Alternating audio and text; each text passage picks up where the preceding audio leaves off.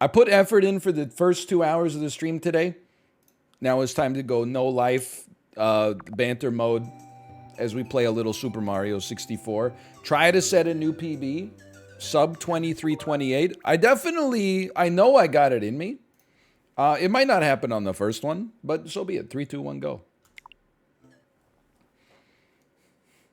Also, I have no anecdotes. Mario. I'm trying to think, like, because people were asking, what do you eat more of than the average person? What do you eat less of? It's an interesting question. So I definitely do think I'm on the less side, and there have been times in my life I've been more on the more side of coffee for sure. I think right now I'm on the less side if you took, 25 to 40-year-old Canadian males. Trying to think. Bread I eat less. I'm not trying to flex on this. Look, I don't eat a lot of chicken tenders, but I definitely eat more chicken tenders than the average man my age. I take them whenever there's an opportunity. People are sickos for coffee. I always, I always go to bat for coffee in the sense that, like, whenever people are like, oh, you don't do drugs? What about that brown liquid in your cup? I'm like, come on. It's not on the same level as, like, fentanyl. But I will say I'm happy to be on the 1 cup a day lifestyle instead of the 2 cup a day lifestyle, which I was at perhaps understandably for a period. When the baby was first born, I was probably drinking like 3 or 4 coffees a day just to get through the day. But it really, the way I would describe it, for me at least, is that the more coffee I would drink in the day, the much narrower my range for nausea became. Okay, fair enough. So like with 1 cup of coffee a day, I know where I stand. Speaking of knowing where you stand, or not knowing where you stand. Send it. We're not resetting yet. We're not resetting. We're not resetting. We're going to try to run this one out. For now, at least. With 1 coffee a day, I never have like a day where I'm just nauseous because I had too much coffee. I always feel the first cup is like, oh, split me. The first cup is like essential. And then every subsequent cup just becomes a gamble that has diminishing returns. Like, the first cup, basically necessary for me to, function at the level I'd like to function. The second cup is like, well, I would like to drink some more coffee, but the risk of nausea after the end of that second cup is like 25%. If you go up to the third cup, you don't even feel the coffee anymore. It's just nausea after that. And like, again, it's not like that serious, but drinking too much coffee is genuinely just a terrible feeling. People always talk about like jitters and stuff like that. It's not the jitters. It's the headache, nausea, and knowing that, you're filtering it out through like your digestive system. So it's going to take you like 4 to 5 hours to get through like the half-life of all the coffee you drank. Anyway, still highly recommended.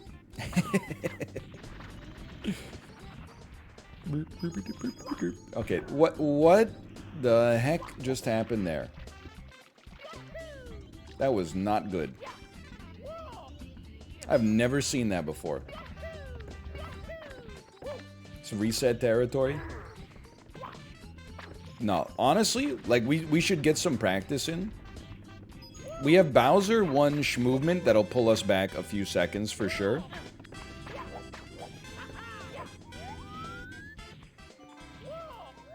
We got a lot of stuff to get more consistent on. Because, like, if you saw me in the races yesterday, I won the first race, which is crazy, and is, like, it doesn't make sense that it happened. Because in every other race, I was, like, pretty much, like, I was just 30 seconds down each segment. Like, they're just faster than me in general. But that's actually very encouraging, because it means that there's time for me to gain if I just, like, you know, get the lead out. It's not all reds. Like, Bear won almost 3 races. And he doesn't even do reds. So we gotta just go faster. I think if we just go faster, we can cut a minute off.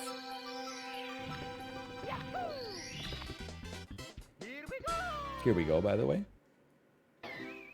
How do you win almost 3? Well, he won 2, and then the third one, like, you know, he lost by like 6 seconds or something like that.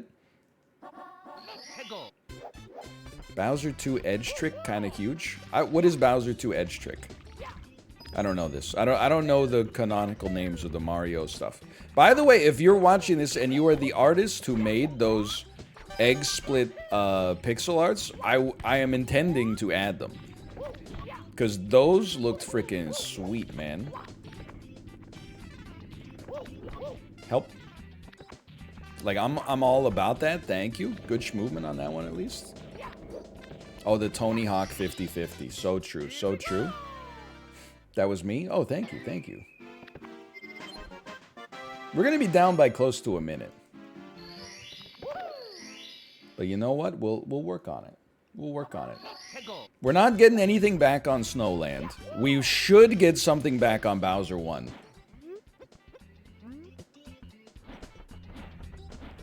Give him some of that sweet exposure. So I'm not one of those guys who's like, people should work for exposure. However, if you send art unsolicited to somebody, you can't be mad at the person who received it for not paying you.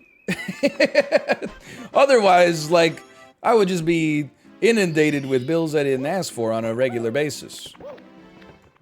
People could just send me shit in the mail and then be like, oh, by the way, that's $2,000 of my time. And I'd be like, what the hell?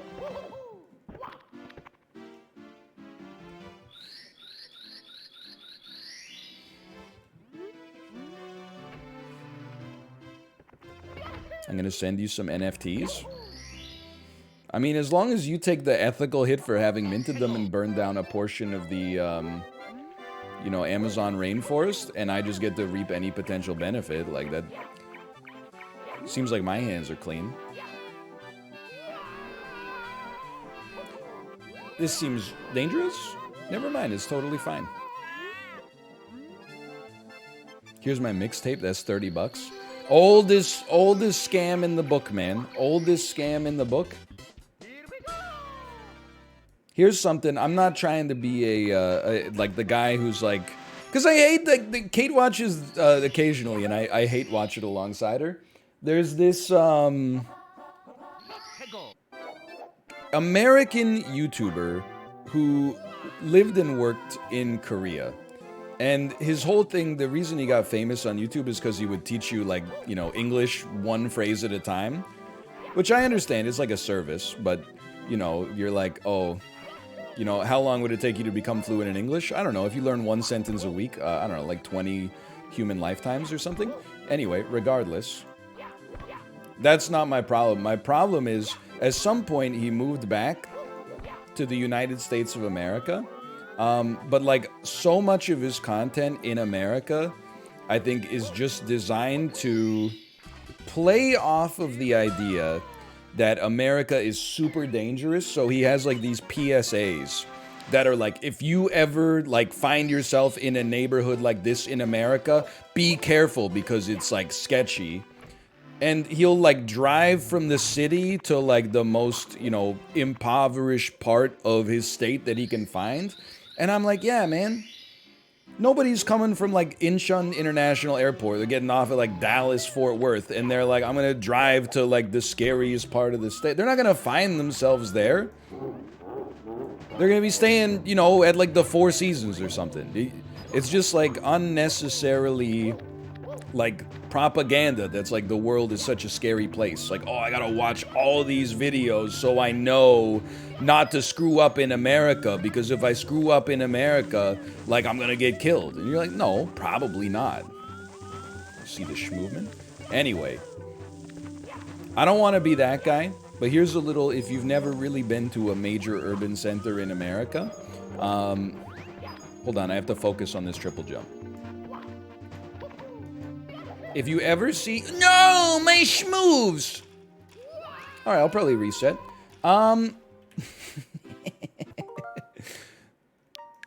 If you've never, I did that yesterday too, that hurts. What the heck? If you've never been to a major urban center in America, you may find around convention centers or, you know, places where people from out of town will gather, you will see people giving away CDs. And it's a classic little psychological gambit. They hand you the CD, you're like, hey, a gift. Wow, people in Las Vegas are so nice.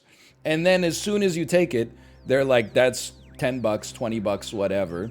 And they won't take the CD back. When you're like, hey, give me the, like, I don't want it. They're like, no, you have to pay me for it. Like, you touched it now.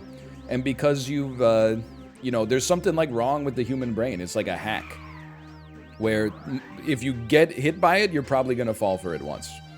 What you should do is just never interact with anybody in a city that you don't know.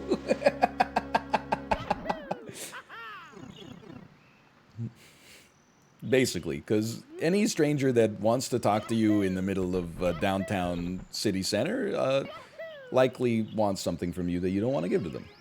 I've fallen for a couple of scams. I mean, it's whether or not you want to call it a scam, okay? So there's a sales technique called foot in the door technique I totally got owned by once. I was sitting on a patio in college, and an older man walked up to the patio and said, "Excuse me, can you help me?" And I thought that he was going to ask for directions or something, so I said, sure. And then he said, "I don't have any money for lunch."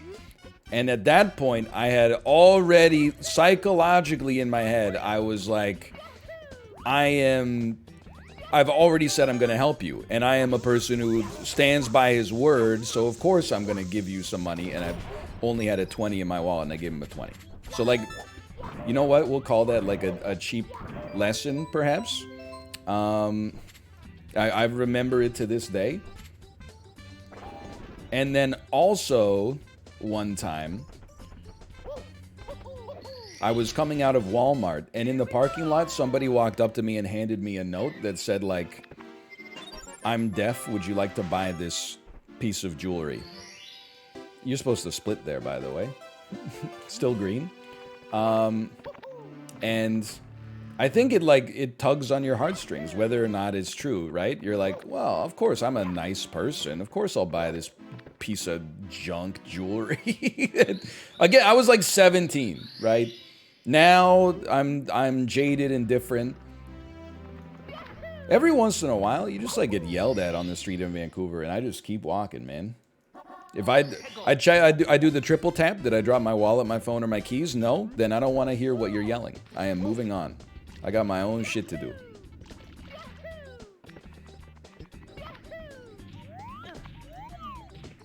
I've never had like a good reaction or a good interaction with a conversation with a stranger in public.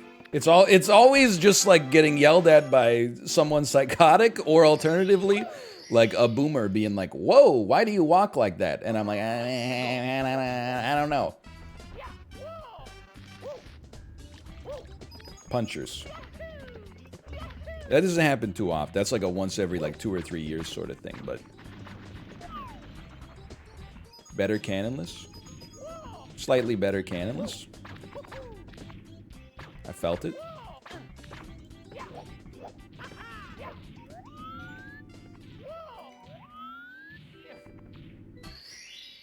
Why were they looking at your feet? I know, it's a little sus, man. People need to learn to be quiet, not take up too much space at the grocery store. That's pretty much my whole political platform.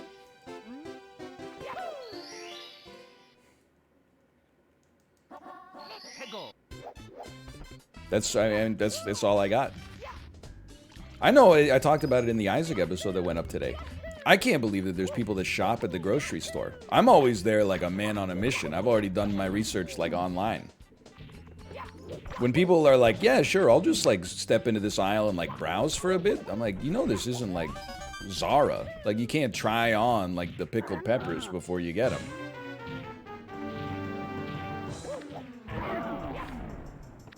Heck you. What? I mean, you can do whatever you want as long as you like stay on the side of the aisle that's most appropriate. But if you stand in the middle so that you can get a better gaze,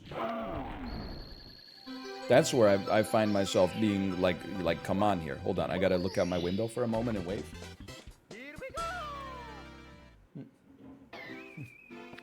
I don't know if that package needs to be signed for. I don't really know what comes to my house. Some days it's takeout, some days it's children's books. This looks like some kind of piece of furniture, honestly. I choose to absolve myself of the issue by ignoring it. As a grocery worker, you folks who know what you want are doing the Lord's work. I'm being legitimate with you, okay? I think I'm an actual 10 out of 10 grocery store customer. You know, maybe it's a little bit late-stage capitalism to, like, define myself by my relationship to a business. But I get in, I get out. When I speak to, you know, like a butcher, I know exactly what I want. I say, hey, can I get that third strip loin from the top? Then they point to it, and I go, yeah, that one would be great.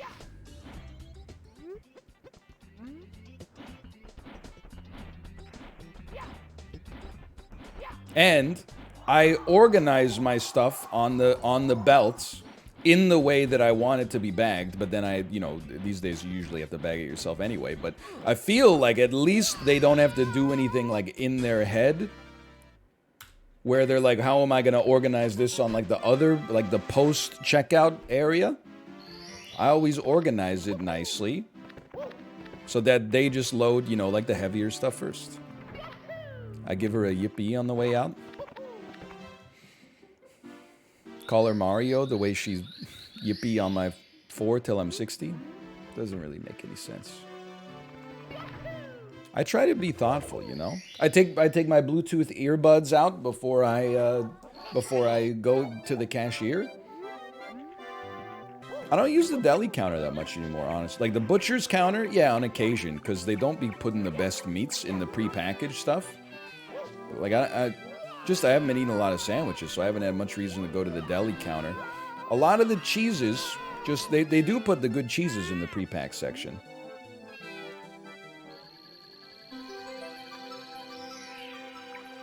Do you put the produce sticker on the bag so that they don't have to look for it?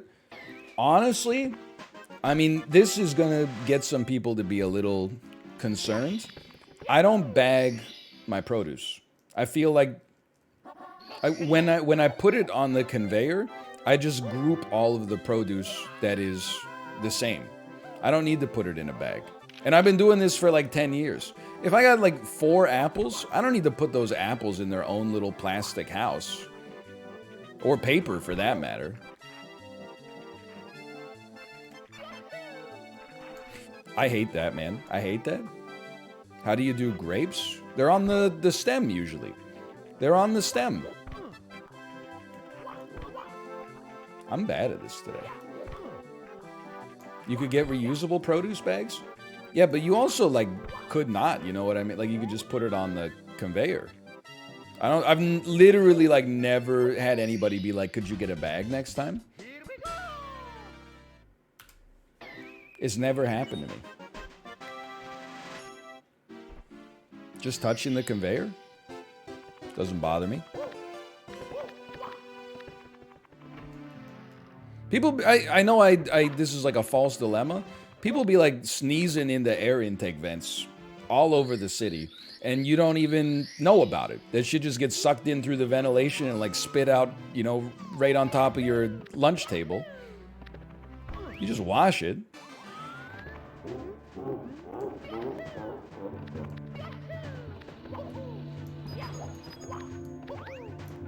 Hold on, I'm insane. That was Apollo tech right there.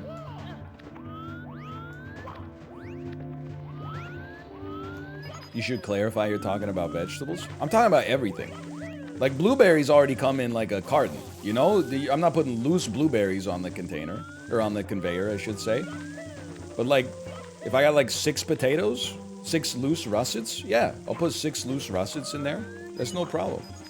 I don't see the issue. Okay, do it. Motherfucker. Okay, Bowser 1 movement still needs some work, apparently. You know what? We can just take the Butterscotch Alley.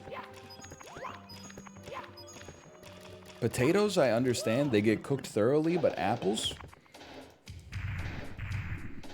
I don't live in fear of the conveyor belt bacteria. Bowser dance? I just, like, wash them, you know, or peel them. It's not that big of a deal. You know this shit grows in the dirt.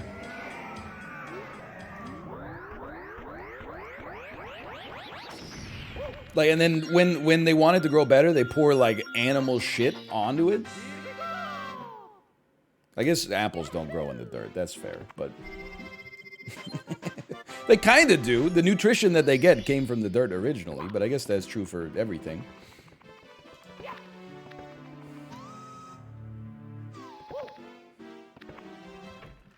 But yeah, because someone's like, well, so the cashier has to bag the produce for you? No, they just take the potatoes, they put them on the end of the conveyor, and then I put the potatoes into the bag loose.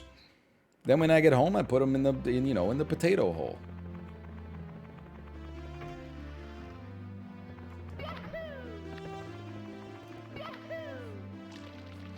Bowser dance, so true, so true. Potato hole? I don't know. I mean, like, honestly, again, I'm kind of like a psycho, right? Like, I grocery shop like 4 times a week, so sometimes I'm like, I'm gonna be cooking with this in an hour, so I'll just leave the potatoes like out on the counter, and then I'll just cook with them in an hour. Okay, I've made a terrible mistake. I was too strong. Where do you put the barcode sticker? If there is a barcode sticker on the produce, it remains on the produce. You can make it. You can make it. Don't be a hater. Let your dreams be dreams. Close. Not so bad. Not so bad. I mean, I don't know if anybody here shops at, H Mart, Hanam, those places, especially I find in Lougheed, like in Burnaby. They go hard with the plastic bags, and it actually is like, I'm screwed. It's actually like crazy to me. Ooh, hold on, this is Forza. Saved. But they're like, the meat is in a styrofoam container that is then in, it is plastic wrap over top of it. It did split. But then they will also wrap that in like a little plastic bag and then put it inside of a plastic shopping bag with the other stuff. And I'm like, this is like quadruple sealed. I get it. You probably have people coming in and being like, I hate when the meat leaks. But like, it's like bags on bags on bags on bags. It's crazy, man. Good schmovement, good schmovement.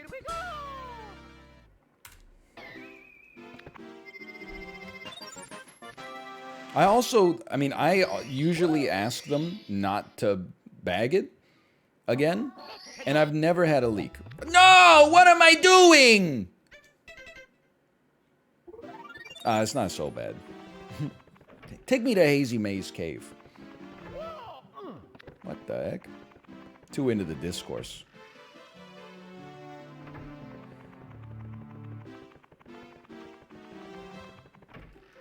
All I'm saying is it's messed up. I feel like you don't need the produce bags, man. I mean, I guess if you were buying like 30 loose potatoes or something like that. What's your criteria for bagging a vegetable? My criteria is I don't. It's not like a moral stance. It just seems unnecessary to me. Like, I'll put a head of lettuce on the belt. I don't care. I'll put, like, parsley, cilantro on the belt. Doesn't bother me in the slightest. Loose green beans? I don't believe I've ever purchased loose green beans. But I suppose in that case, I would use a bag. You got me on that one. Unpackaged meat? How are you in the grocery store getting unpackaged meat? You just got like a bin full of raw steaks? You can't get unpackaged meat here. If you get it from the meat section, it's already packaged for you. If you get it from the butcher, it's like wrapped in the paper. So you're gonna unwrap the paper? I mean, that's psychotic. You've already paid the environmental cost for the paper to begin with. You just got like a big trough full of ground beef and like a bulk barn scoop? I'm insane.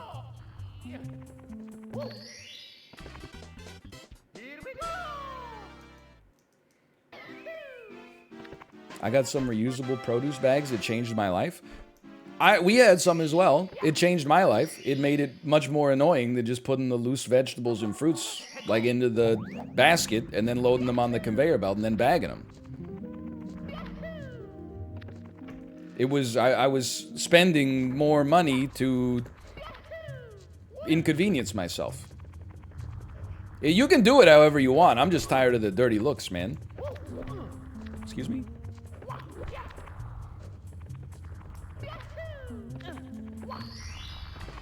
What about loose milk? I don't live where you live, is the answer to this question. I don't understand. What do you mean loose milk? You just got like one of those, like juice fountains? Like a KFC dispenser? It's a joke? Oh, that explains why I'm laughing so hard.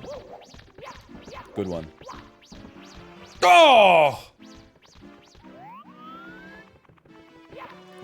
Okay, that's on me. That's on me. So quirky. Look, I'm not trying to knock chat too much, okay? But I was laughing because Dan was doing like a fusion of content. You laugh, you lose, but also if he laughs at a you laugh, you lose clip during an Isaac run, he has to restart the whole run. And he had chat media share on, and they were suggesting videos. You can't, like, there's a reason chat's watching Dan and not the other way around. Let me just put it that way. Because some of the videos, I was like, they're funny. There was a lot of videos of, like, clips of me where I was like, it's a little cringe. But then occasionally, like, once every, like, 10 clips, something that is literally just like an anime inside joke would slip in the media share. And Dan would just be like, I don't even know, like, what this is. Like, there was one where, like, you know, like a VTuber is flying through the air and, like, inspiring music is playing. And then they, like, fall into the dirt. And then the inspiring music starts playing again. And I'm like, I get it. It's probably, like, hilarious if you know what that is. But, like, you have to have the context to find it funny. So, like, just putting those into, like, a you laugh, you lose media share is like, it's like being at the party and then you go up to like the Spotify list and you put on Amish Paradise by Weird Al or something like that. Like, just like, hey, we're all trying to have a good time. And then you're like, hey, have you heard The Saga Begins? Weird Al Yankovic's song about Star Wars Episode 1. You know, I was kind of hoping you'd put on like some Tiesto.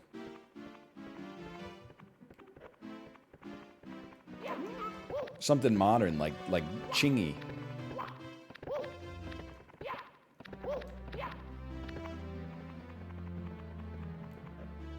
This is not a good run. Let's just get that out of the way. But it's necessary practice. 3 minutes down, holy cow. Tiesto, is it 2005? I don't even know what Tiesto sings, okay? I just tried to pick something modern. What about Tayo Cruz? Is that more modern? Sings? He doesn't sing. Alright, I don't know. Is he a DJ? Like DJ Qualls?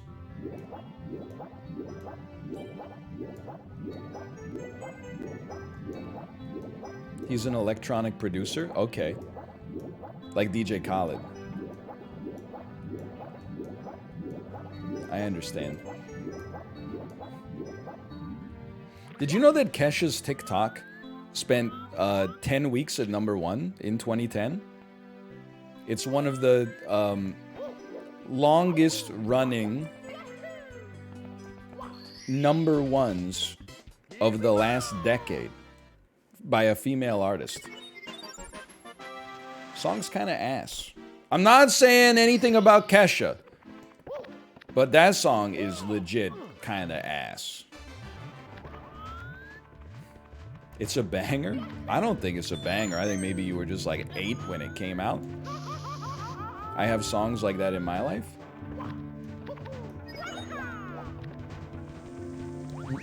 Your Love Is My Drug was a little bit more hooky. I mean, you know, you already know my position, which is like, if we're talking about a battle of 2010s female artists, like for whatever reason, I'm a Katy Perry stan.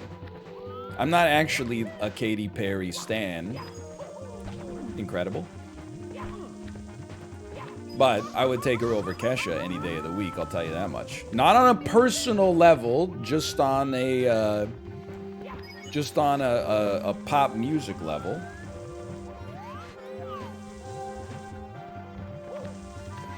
Taylor Swift, though, I'm largely unfamiliar with her work, which I know is very funny. Okay, I lost confidence in my ability to send it. Go ahead, burn me. Rihanna? So on that list that I saw, Work also spent maybe like 8 weeks at number 1. Number 1 song, it spent 13 weeks at number 1 in the 2010s. Adele's Hello. I guess I am a hater. I've gotta accept that I've been drinking the haterade. But like, Adele is a great singer, no question. I don't ever want to hear her music ever again. But maybe that's because in the 2010s, I spent a lot of times in malls and dentist's office and grocery stores. I never, I guess, saw a need to listen to Adele of my own volition because I was always listening to Adele against my will, maybe like 3 times a week. Skyfall's a bop. It's a bop for sure.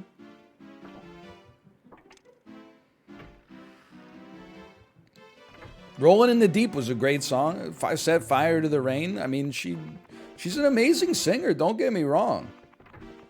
Like a great singer. By the way, I had a dream. That dream has left me. Justin Strats. Justin Tech. Okay.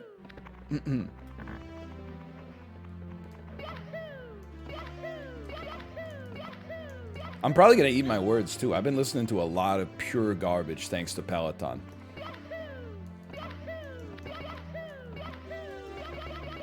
That felt like the rhythm, man.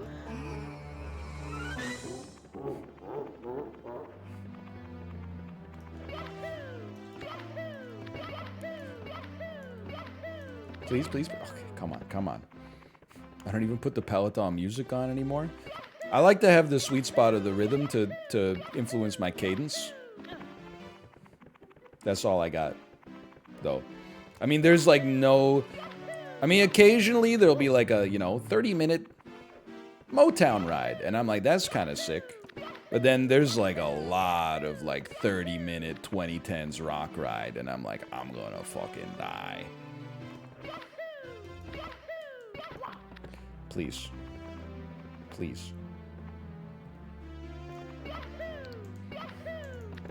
Okay? I didn't give it my all, okay? I dreamed a dream, and now that dream is gone from me.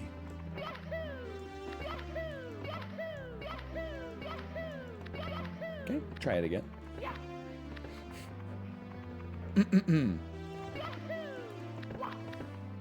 Try again. We're not even getting like started here, man.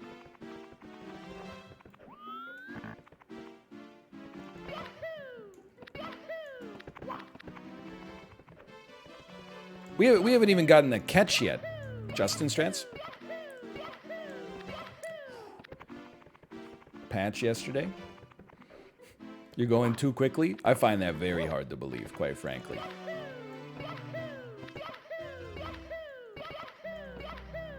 Try again. This is why we do a warm-up, honestly. so that we re-anchor for what a BLJ is supposed to look like. Maybe gives us a slightly better chance of nailing it in the future.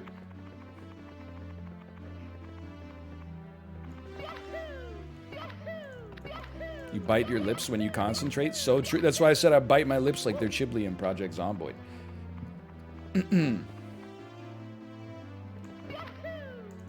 Morpheus? No, I'm asking you to believe.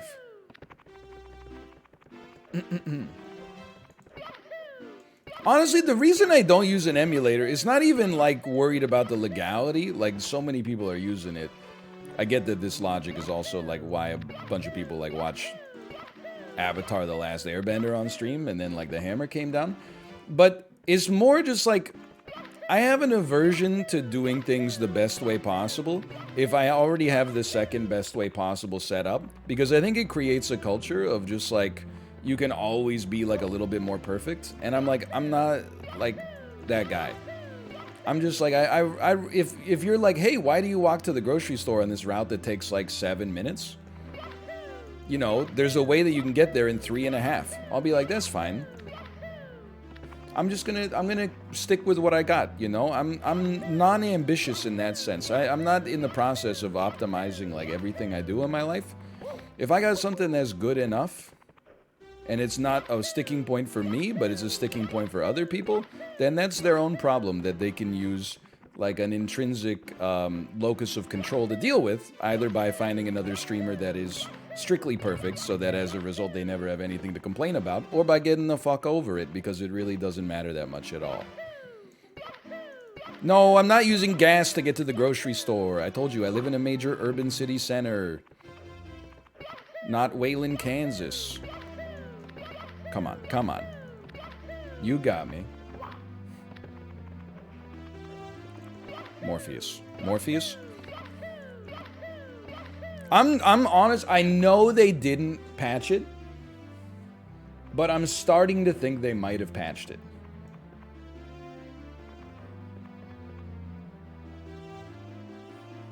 Because it's not catching. Ah, never mind, it still works. He's in. He's in. He's in. He's in. Sometimes you gotta squeeze in the hinges. Okay, he's not in. He's not in. These lines are crawling with calamari. These lines are crawling with calamari. By the way, The Matrix now available to watch on the Cineplex app in Canada. $24.99.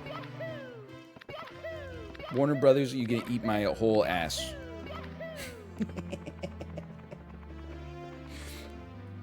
I talked about it in Isaac today. You put that shit on HBO Max. Anybody that already had a subscription so they go watch Dune, which, by the way, we had to go see in theaters in Canada. Anybody with a HBO Max subscription could watch it included with their subscription price. You release it in Canada for $25, standalone on the Cineplex app. No, sorry.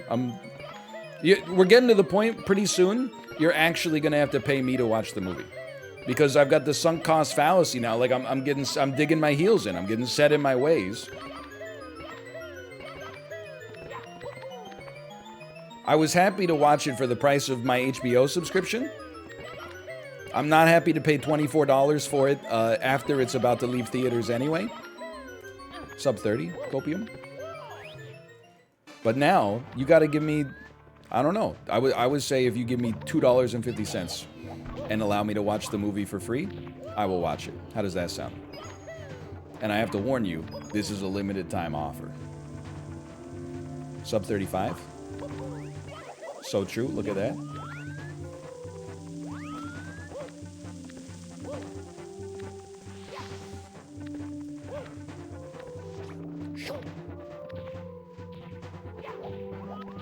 Now watch this.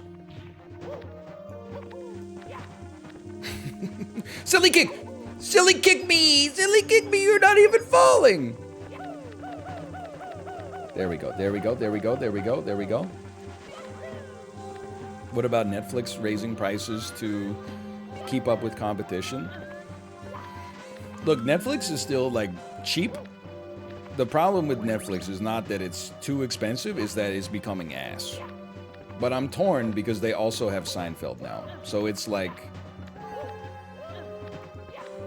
For me, the Netflix problem is not that the service keeps getting more expensive, is that every year that goes by, their product gets worse. Largely because, you know, other studios are starting their own streaming services. So I don't necessarily think it's 100% like their fault. But that being said, it's like... I'm way less anti-Netflix because of a price raise. I'm way more anti-Netflix because I just, like,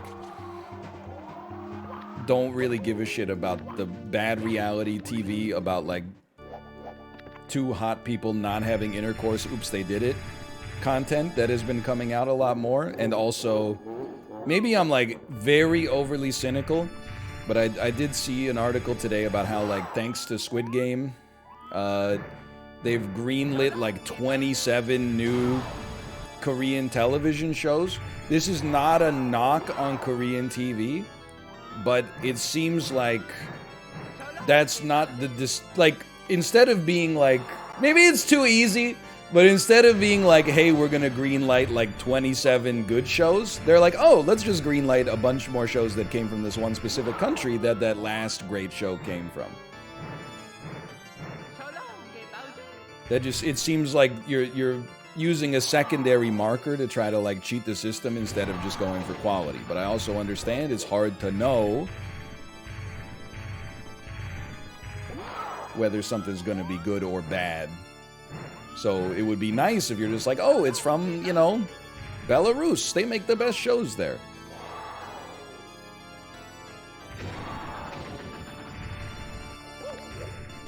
But they do have Seinfeld. I'm not gonna die.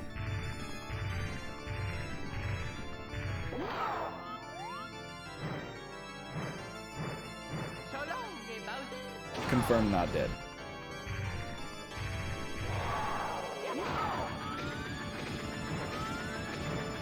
I can do this. Dude, it was bang on too. That's so good. It was, I used the dance strat and it was like a laser beam. Oh, man.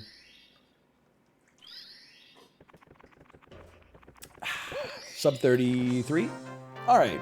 I can't believe we have a gold there. I'm not going to save those splits because I'm, like, embarrassed. Let's load, reset, try again. 3, 2, 1, go. Sub 3211. So true, so true. All right, let's focus up a little bit on this one. It might have been a fake gold. That's why I was like, that's why I was concerned. Dear Mario, please come to the castle. I have baked a cake for you. Yours truly. I'm also like, look, paying for all of the services is also annoying if you pay for them. But also just finding shit has become so annoying, man. I get that, you know, Netflix was like the benefactor of essentially being the first mover, and every studio for 5 years was like, we'll just put all our shit on there. Now they're actually having to, like, you know, compete with studios that have been making content for 100 years. But, like, just trying to find the damn shows is so annoying. And then you, like, Netflix algorithm is, like, so sneaky. You'll, like, type in Scream, and it'll be like, well, we don't have Scream, but here's every other movie Wes Craven has ever done. Here's I Know What You Did Last Summer. Here's, you know, like, other movies that star Nev Campbell. And I'm like, you couldn't... Obviously, you know what I'm asking for. Why are you being so slick? Why are you being like... I know you typed in Scream. Do you want to watch that movie Nev Campbell did with Matthew Perry in 1998 where they eat tuna melts?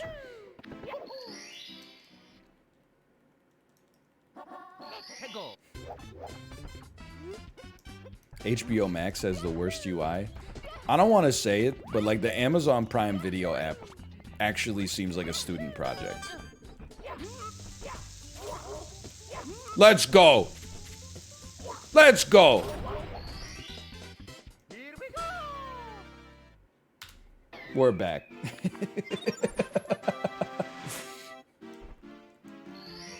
Like, say what you will about Netflix, but like the app is good, the UI is good. Sometimes I get a little freaked out by the, you know, it's like, hey, because you watched Austin Powers 3 times, here's like the movies that are on a constellation of metadata, like likely that you'll enjoy. Because you like 1999 shit comedies, you know, here's, I can think of one. Bullworth.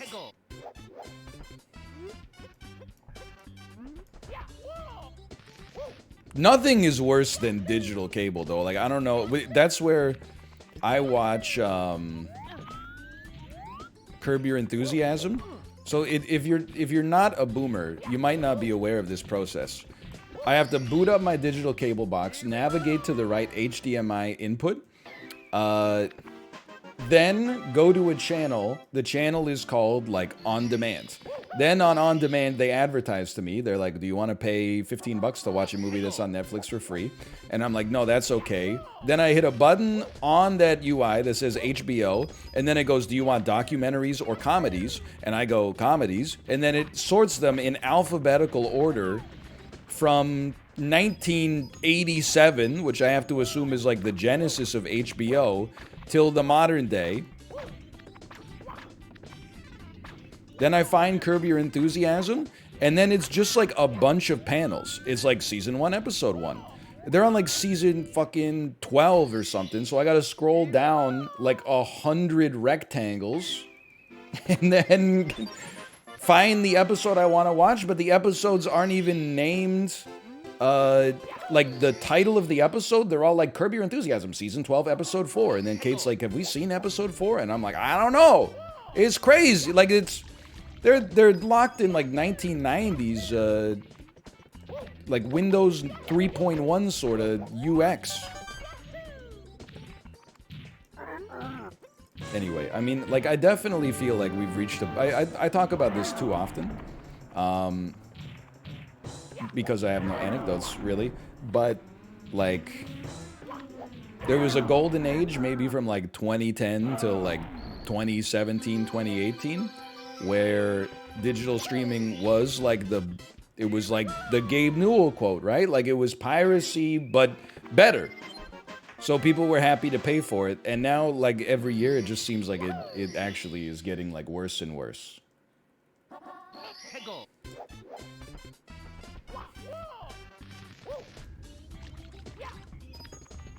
So I can understand why people are, like, annoyed. Like myself. Not to mention all, like, the region lock and stuff, man. Like, the freaking... I mean, the Matrix stuff just... Like, we're the same country as America for movie-based purposes. Just release the Matrix here, you piece.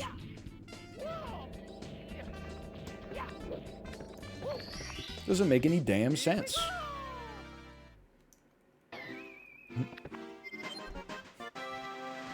We got it in the UK first? Yeah, I will say Canadian complaining is kind of funny, because, like, typically we have it, like, second best in the world, I would say. But when it's not as good as America, we're like, come on, we're right there. Sometimes, I always remember, like, you know, 10 years ago, it would be like a movie that came out in May in North America would come out in, like, December in Australia. It's like, are they using the same tapes?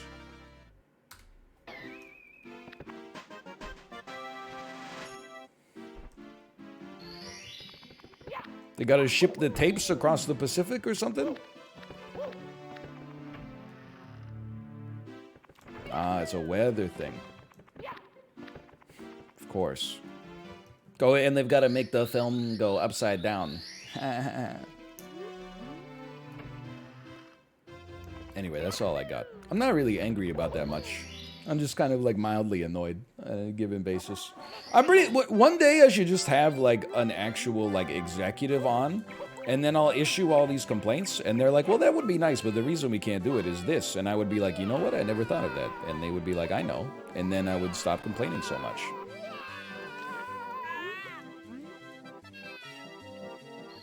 Something like that. I get mildly annoyed at the grocery store every time I'm there. There's no question about it. I go to a grocery store, it's got like 8 lanes for checkout. I go at 4 p.m. on a weekday. Like 2 of them are actually staffed. And I know it's like, you know, there's a labor shock right now. Okay. But like, why am I paying like $4.50 for a loaf of bread that costs $1 at like the store that's a 10-minute drive away if you're not even like paying people to work at the store? Like, I thought service is supposed to be like one of your competitive advantages. Okay, hold on, we're cruising here. Why are you? I don't want to drive.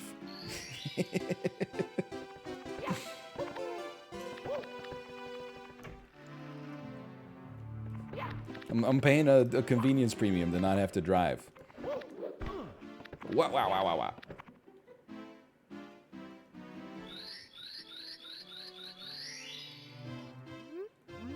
You ever thinking about making up grocery store stories? I don't have to. If you spend as much time in the grocery store as me, you will see once every 2 trips, if you observe closely, oh no, you will see someone just behaving in an oblivious and selfish fashion. Not in a bad way, you know, like just in a, like not in a criminal way, just in a way that's like, oh, I get it, like you don't care about anybody but yourself. Or maybe you only love your mama and your bed, girl, I'm sorry.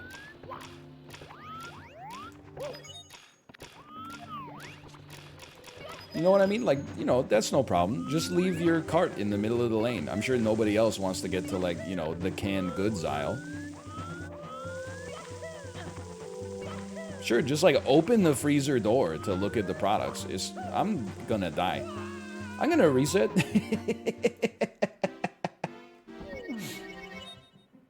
I did save the split, though. What a disaster. Like, when people don't re-rack their weights at the gym. Oh, man, I haven't been back to the gym. I mean, since March 2020. But even then, oh, man. Oh, man. It's the worst. You know what? Like, I just honestly think, like, some people just genuinely look at the world as a zero-sum game. And they're like, if I can avoid doing something myself that forces somebody else to do it, I've moved ahead by a fraction of a point on, like, the high score system of Earth.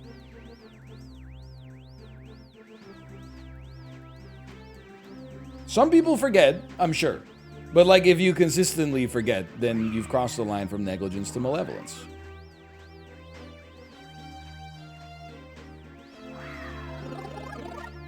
People that don't put their carts back. Same thing. I mean, the weights are worse. Or even, like, I don't know, people, like, a lot of people are not cut out to live in, like, a shared ecosystem. I really thought we had it that time. Like, people will be, like, they'll do, like, a superset at the gym. They'll take, like, a pair of 20s, a pair of 30s, and a pair of 40s, and then 2 benches. And you're just like, come on. Like, we all gotta use the gym here. Like, I get it. You want to do a superset because, you know, it cuts down on your total workout time. But, like, you know, everybody else suffers triply as a result of that.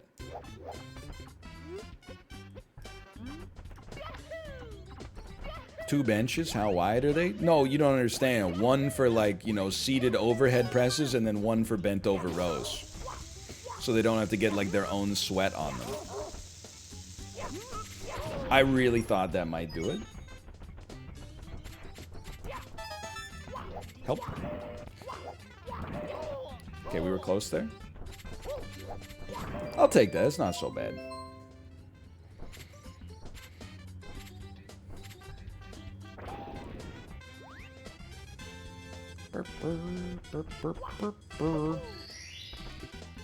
That's why, like, before we moved to this place, like, our old apartment gym was incredible. It was not huge, but, like, it had 2 squat racks. And then, like, a standard rack of free weights, several benches, like, one, like, multi-use you know, pulley station you could use for like lat pull downs and stuff like that. And nobody ever used the squat racks. So it was a dream come true to work out in there. This was like in a complex. It was not in my actual apartment. That would be 2 squat racks for 2 adults is a little much. We could have just taken turns. But that was sweet. Everybody was using the treadmills. Everybody was using, well, and by everybody I mean like 80-year-old people were using like the elliptical machines. Nobody was touching the squat racks. It was a dream come true. Then I started going to a gym that had 6 squat racks, but also a lot of very serious lifters. And like your workout time, if you get a squat rack early enough, it could be like 60 minutes. If you gotta wait for somebody to do 90 sets of weighted hip thrusts in the squat rack, you're like, I'm gonna be here for like 2.5 hours, man. This is crazy. These are old gym bits, antiquated gym bits. They should make a high-protein Timbit called a Jimbit. Sous vide egg whites and a little bit of Gruyere cheese. Hey, Tim Hortons, you listening? They already made Tim Biebs. What about a Jimbit?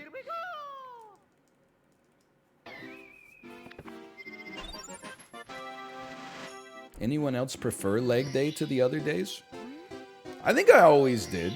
I mean, like, of the big 4 lifts, the best lift for me, like, not in terms of strength necessarily, but in terms of, like, enjoyment, was the squat. You feel powerful, you're lifting a ton of weight. Second best was overheads, because my shoulders are stronger than most of the rest of my body, relative to their size, I think. And then, like, bench is kind of fun. At least you get to lay down. But there is always the risk that, like, you know, like, I've had to bail out on a squat before, and it's scary, but you're, like, you know, probably gonna be okay. But you could die in a bench press. Like, I think, honestly, my bench probably could have gone up, like, 20 pounds if I just removed that anxiety from myself. And the worst is the deadlift. I think I'll just be honest with you. I just think I have a baby grip. I think that my grip is the point of failure for me, so my deadlift always was worse than... I mean, my deadlift, even at the height of my lifting, was lower than my squat. And I always felt like I was doing it slightly wrong and was going to compress a vertebrae and be like 3 inches shorter. Okay, that's not how that works.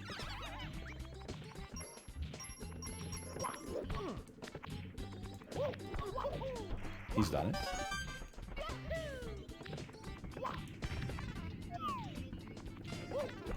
Now I just ride the bike. It's hard to mess it up. For the most part. Did you use switch grip? I used the one overhand, one underhand grip. But I did not use hook grip because it felt like my fingers were going to fall off. But I'm sure it's probably just, you know, a matter of practice.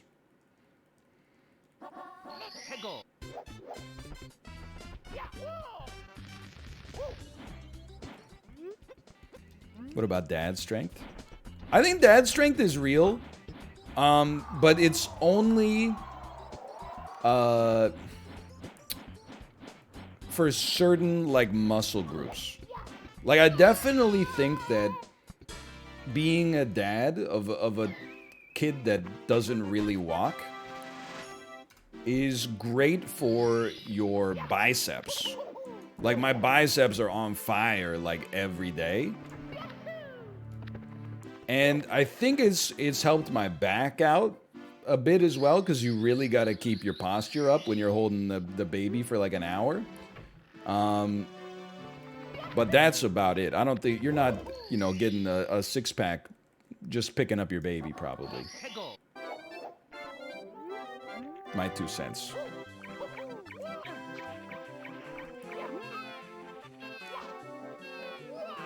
Okay. It would be nice.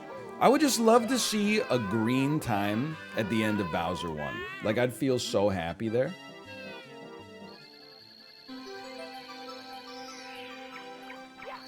That would bring me great joy. I don't know if we're going to see it today, because we're going to be at least 30 seconds down by the time we get to Bowser 1, but We'll see.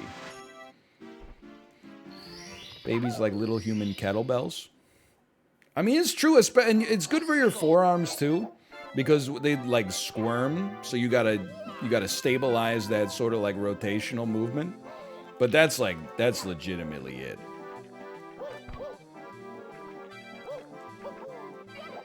I can't be like, oh, my hammies. My hammies have really improved since becoming a dad. Better, smoother. Gold me. Well, it's a little fool's gold, just to be clear, because we split the last one late. But it's not a huge fool's gold. Fool's gold.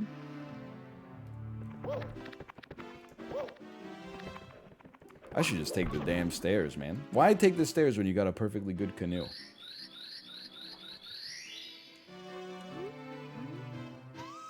Reflexes, though, gotta grab them before they fall. I'm not, like, a bad dad, but now that the baby is walking more, if she is going to fall in a non-dangerous way, I usually just let her do it. If I'm like, she's just gonna fall on her butt. Because I'm like, that's how you learn to pull it back, I think. Most of the dad reflex is actually like sticking your hand out.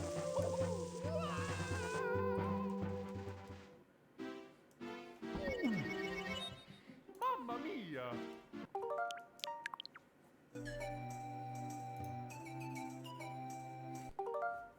Too much movement. 3, 2, 1, go. Most of the dad reflex is actually sticking your hand out so that they don't hit their head into things. Like, she'll be about to stand up and she's gonna, like, hit her head on a shelf or something like that, and you're just like... You cushion the blow a little. Or, like, they're about to, like, run into, like, the corner of a piece of furniture and you're just like... Burp.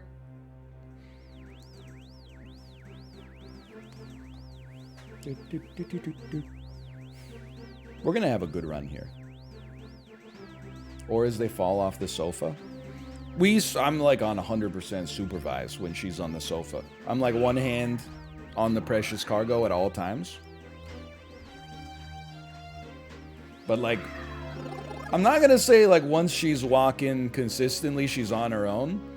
But like, at some point, I'm sure she's gonna be like 2. And she's going to be going sicko mode on the couch. And she's going to fall off the sofa. And I don't wish her pain. But there will be a moment of, like, almost schadenfreude for me. Where it's been like, that's why I kept my hand on you for 2 years. And you always tried to squirm and, like, throw yourself off the couch anyway. So, like, maybe this is the way that the lesson can actually be learned. Like, the way that you learn lessons mostly, like, as a child, is by... making a mistake and facing the punishment. I always talk about, you know, I was taking swimming lessons.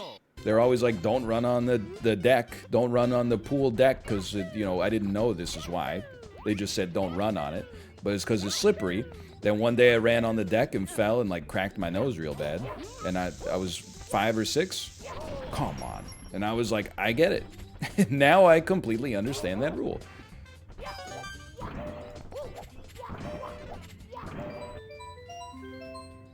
What'd you think it was for? I don't know. I was like 6. Wasn't thinking about things. I was just doing stuff. There are lessons that you never learn, though, right? I burn my mouth every time I cook soup and stew. And it's so stupid. Split me. Like, I'm always like, I've got to try this. And then in my head, I think like... don't do it, you're gonna burn the roof of your mouth. And then I'm like, no, I won't. And I just do it. And then I'm like, every time. Like, there's no reason for it. Pizza mouth? I haven't had like a pizza that hot in a while, so I think I'm saved from that. But I always eat the food when it's too hot.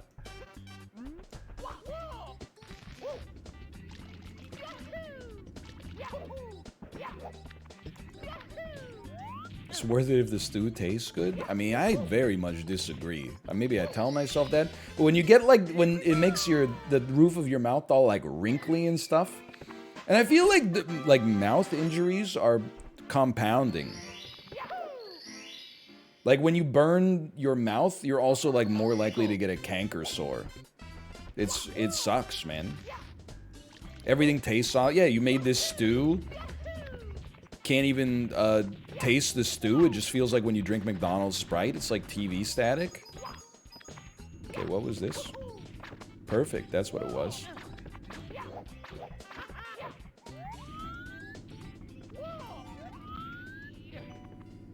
Let's go. Here we go. Cut the roof of my mouth yesterday on an all-dressed chip. I hear ya. I hear ya.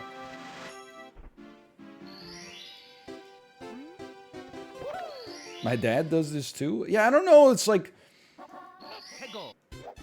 when I was a kid, I could wait for my food to not be hot. Now I'm just like, oh, whatever. You know, a lot of life is pain. I really want to eat. I'm hungry. Let's eat it. Hello, chat. Did I miss the PB? Who's gonna tell them?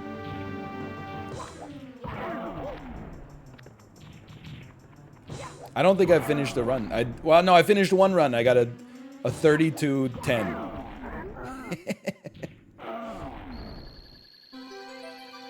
I feel like I have gotten a little smarter as I've gotten older. But like, I used to always order like the spiciest food on the menu.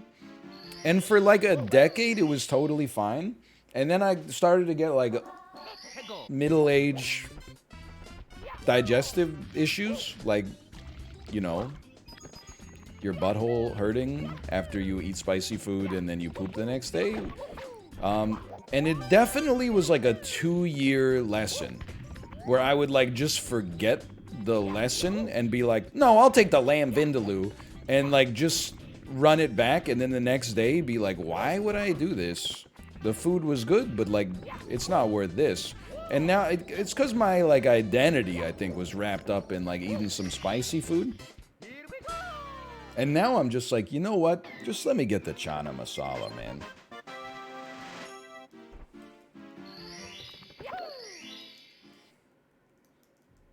I don't have to go that hard. Give me the chana masala, and I'll take like some paneer pakora or something like this. Something a little bit more mild.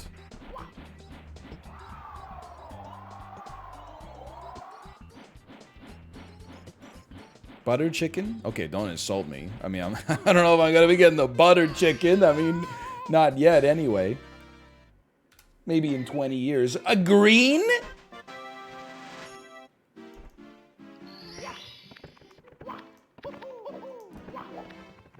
I do get some Rogan Josh from time to time, but it's gotta be like the funniest thing to order at a restaurant now that Joe Rogan is like one of the most famous people on earth. I always feel weird ordering Rogan Josh. They should really change the name. I know it's like a Michael Bolton situation from Office Space, but like, I feel like it's, honestly, you can't order it without picking a side. Usually I like to get some naan, but a lot of people maybe would get rice.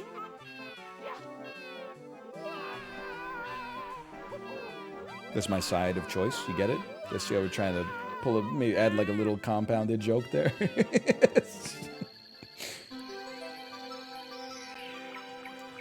He's done it. Naan, I would at least like some. So true. Some more, maybe.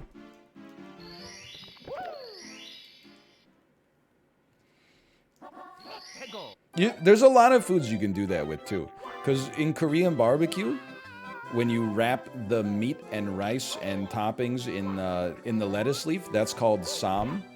So you could always just be like, of course I'd like some. Just a little tip for you. All right. Hello, Chibli. Thank you for your words of encouragement. It hasn't been the greatest day of Mario 64, but we're working on it. We're working on it. It's a numbers game. That's top tier movement right there. What if you hit this side flip for the first time in your life? Okay, now maybe don't die on Bowser 1. Does Canada mess with s'mores? Yeah, I would say... How does it work? Camping? People are eating s'mores up here, for sure. Maybe at a restaurant, there might be some kind of s'more on the dessert menu. At some places, I would not describe it as showing up with the frequency of like a cheesecake or maybe like a tart of some sort. But yeah, it's a thing. Definitely like a bit of a sometimes food. That's like a once a year if you're into camping, like once a decade if you're not, sort of thing. I lived. Silence. I kill you. I was like not on the right angle there, but look at that. Okay, we're fighting Bowser. I can't believe it. Great Jeff Dunham reference. Thank you. I was hoping people would pick it up. I didn't know if there were any fans of like alt comedy here.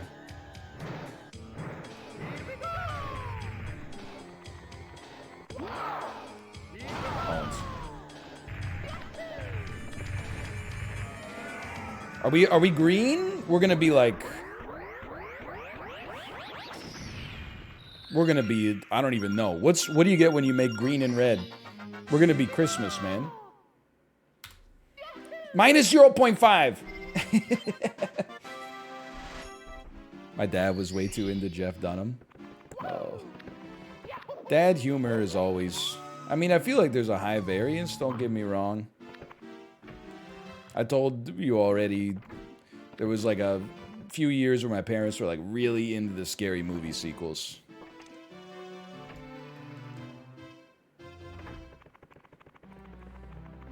My dad's obsessed with Jeff Foxworthy. It's just funny.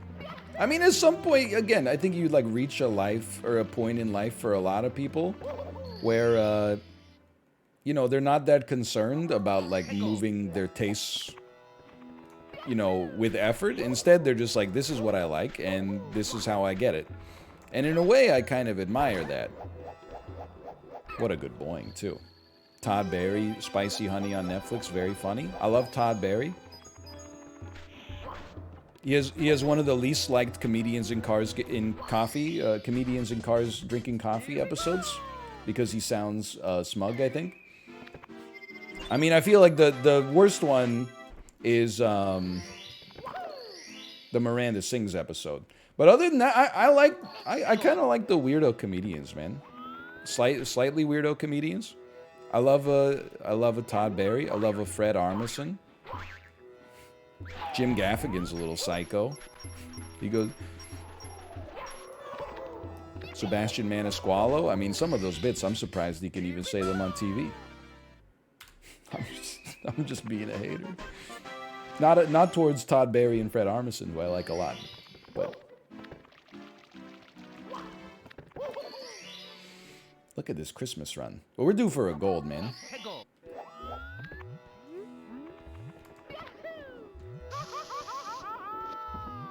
Paul F. Tompkins, funniest man alive. Definitely a absolutely goated podcast guest.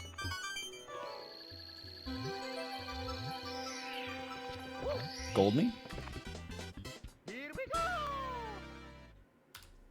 Gold me! You can still have gold in Christmas decorations.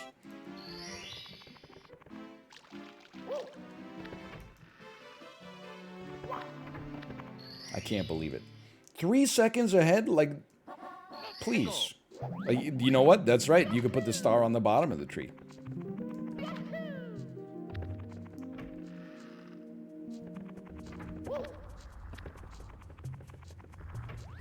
Three-second PB incoming.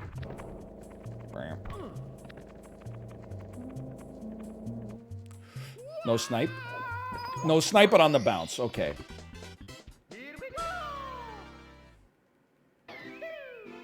Told me. Comedians in cars getting coffee is great because most of the time the guest just outshines Jerry Seinfeld. I think Jerry... is a funny guy. I don't think he's a great comedian anymore. That's my Jerry take. I know like Larry David did a lot of the work on Seinfeld, but I'm sure Jerry in the writer's room was also throwing out some like funny ideas, but like his jokes on stage are like so emblematic of like the shitty period in like the 80s and 90s where it was like, you know, they call them pencils, but I've never seen them sill. That's, I mean, a bad joke, but it just came off the top of the dome piece. The Miranda Sings episode is legitimately like, they should put it in a try not to cringe challenge. This is like 15 minutes of, I forget the actress's name. Colleen Ballinger? Maybe I don't forget it. Doing her Miranda Sings character who's like deliberately awkward. And then Jerry just being like, what am I doing here? And she's not really, in my opinion, she's not really holding up her end of the improv, the dynamic that's supposed to happen there as well. It's just 11 seconds.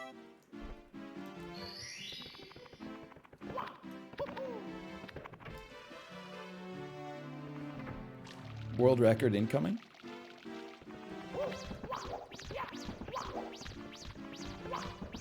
Ooh, he went through me! Hey, I saw his body cross my hands. You sick freak. Twisted up old golden rat. World record already passed? Yeah, obviously, but like my world record. I don't like this one. I just didn't like the way that one looked. Redeemed? Vindicated?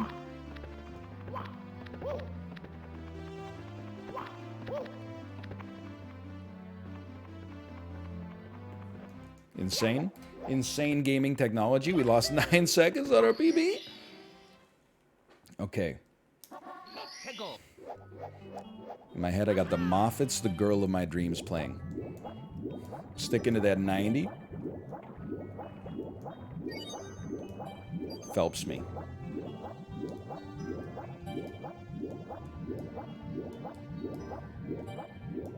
Phelps me. Handled the chicane. Get in there, Lewis.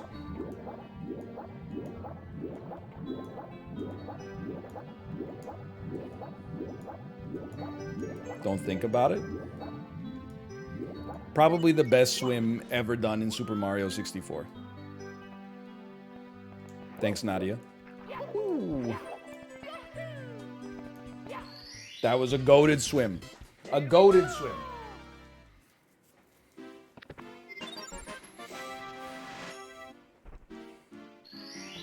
That in and of itself might have saved us 20 seconds.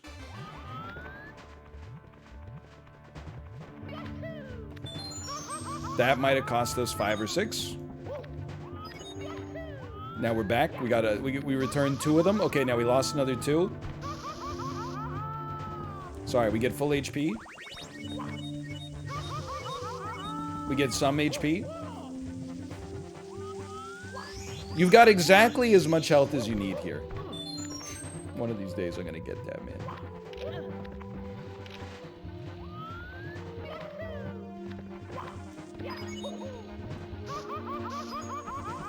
Zero cycle. The cam? What's wrong with the cam, man? The camera angle kills me? I thought that's the right angle, man.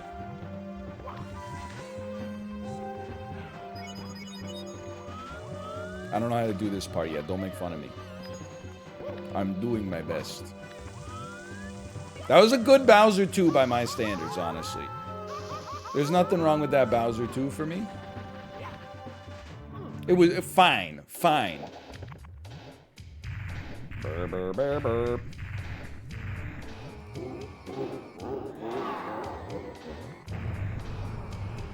Hey, NL, you watching Tottenham versus Leicester City right now? Yep. I'm a big fan of the Tottenham Hotspur.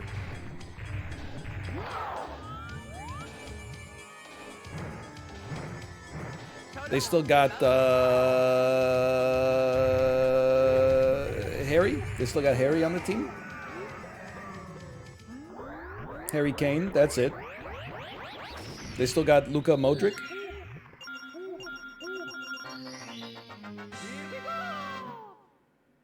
Nope. All right. Good to know. 40 seconds ahead.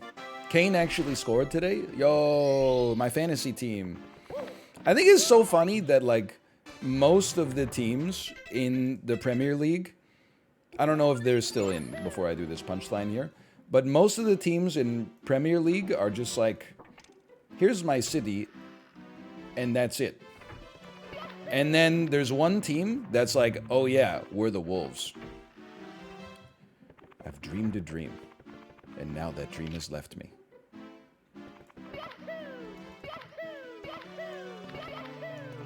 Okay, try once more. I know they're from Wolverhampton.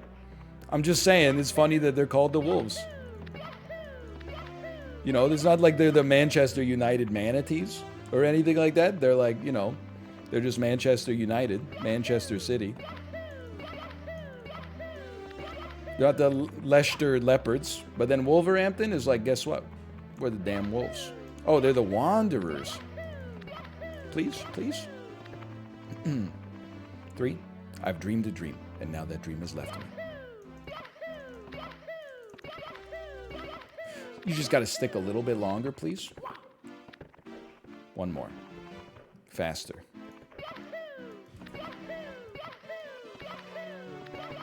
There was a catch there. Do it again.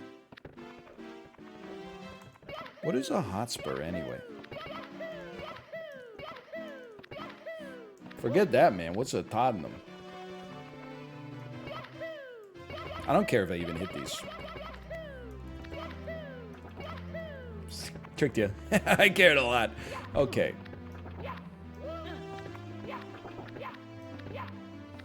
Owned, owned. There's gonna be a chance we gotta be mighty fast, though. Good start. That's fast? Oh, what the? Whoa, whoa, whoa, whoa, whoa. I'm part of the bricks now. I'm in the damn walls. At least there's a shot. Cola in Fortnite. Yippee. At least there's a shot. That's all you can say.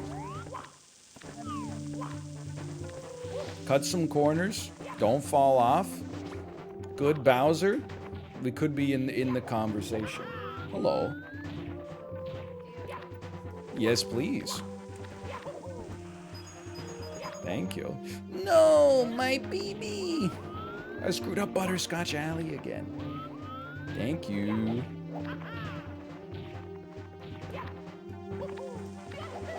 Then run dive. Okay, we're probably screwed.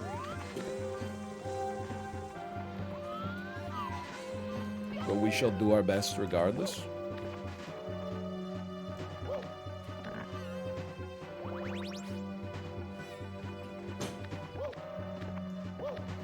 Stop looking at chat. I wasn't looking at chat. My wife was picking up some detritus from my desk, and I was kind of looking over in shame to be like, she shouldn't have to do that.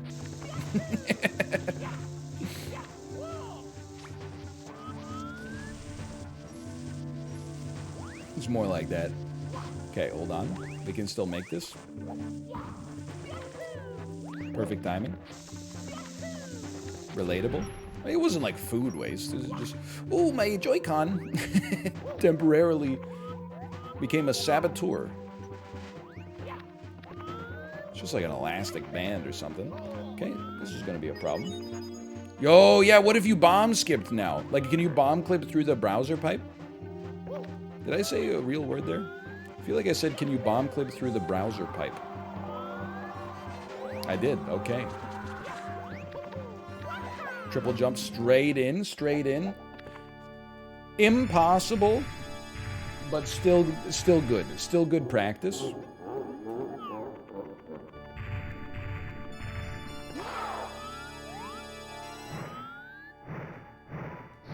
That's gonna make it even more impossible.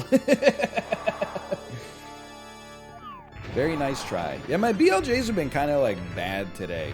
At least the one from this run didn't take 3 minutes.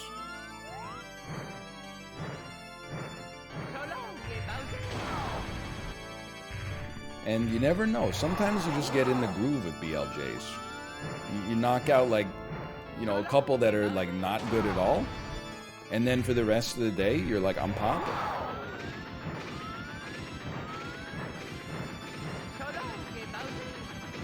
Little off.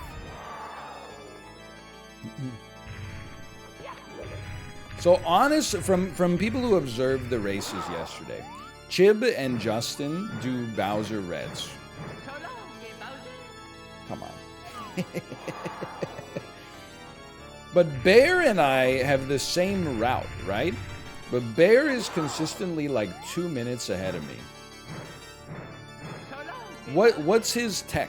That's a robbery. Because Bear seems like the aspiration for this current route.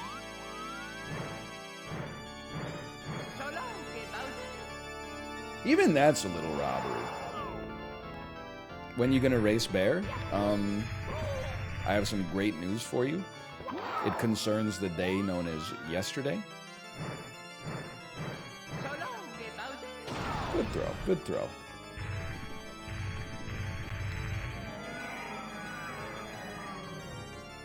Many more long jumps. Okay, many more long jumps. I mean, look, I'm sure there's a controller difference, but I also don't... I think it would be naive to be like, if I just take the controller difference, I'm gonna get like 2 minutes off. If that's the case, I would like to wait as long as possible before using the Pro Controller. So that as a result, if I get to 2 minutes away from the world record, I can just switch controllers and set it easily.